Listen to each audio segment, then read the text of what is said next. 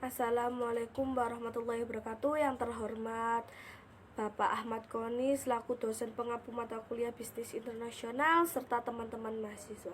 Di sini saya akan menjelaskan mengenai manajemen strategis internasional.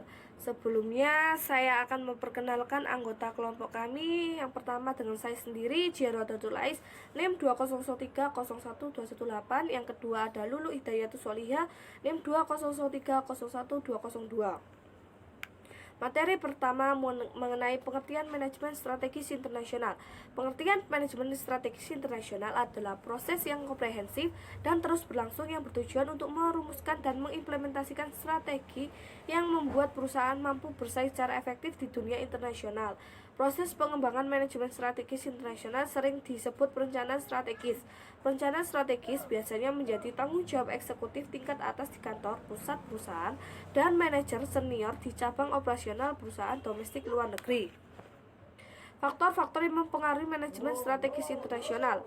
Dalam mengembangkan strategis internasional jauh lebih rumit dibandingkan dengan mengembangkan strategis domestik.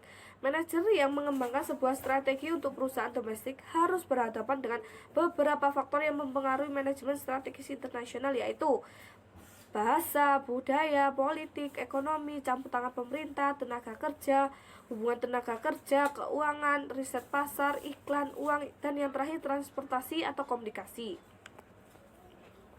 Bisnis internasional memiliki kemampuan untuk memanfaatkan 3 sumber keunggulan kompetitif yang tidak dimiliki oleh perusahaan domestik, yaitu yang pertama ada efisiensi global, yang kedua fleksibilitas multinasional, dan yang ketiga pembelajaran di seluruh dunia. Alternatif strategis.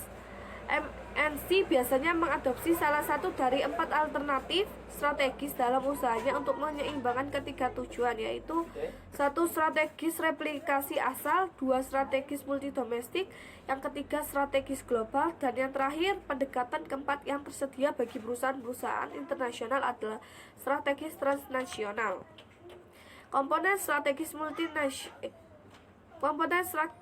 internasional telah menemukan filosofi strategis internasional keseluruhan dari perusahaannya. Manajer yang menjalankan perencanaan strategis internasional kemudian perlu menentukan 4 komponen dasar dari pengembangan strategis, yaitu 1. Kompetensi pembeda, 2. Lingkup operasi, 3. Penyebaran sumber daya, 4. Sinergi. Tujuan strategis. Tujuan strategis adalah tujuan utama yang ingin dicapai perusahaan dengan cara melakukan tindakan tertentu.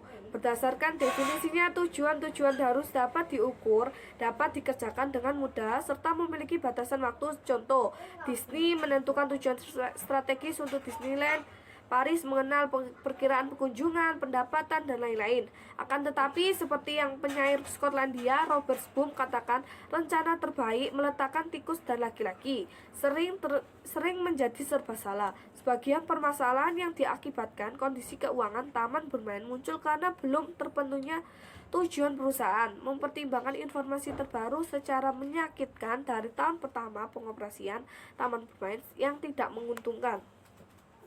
Strategi fungsional. Strategi keuangan internasional menghadapi permasalahan seperti struktur modal yang diinginkan perusahaan, kebijakan investasi, kepemilikan valuta asing, teknik pengurangan risiko, kebijakan utang, dan manajemen modal kerja. Biasanya perusahaan internasional mengembangkan strategi keuangan untuk keseluruhan perusahaan, begitu juga untuk setiap SBU. Sekian presentasi dari kelompok kami. Apabila ada kesalahan mohon dimaafkan.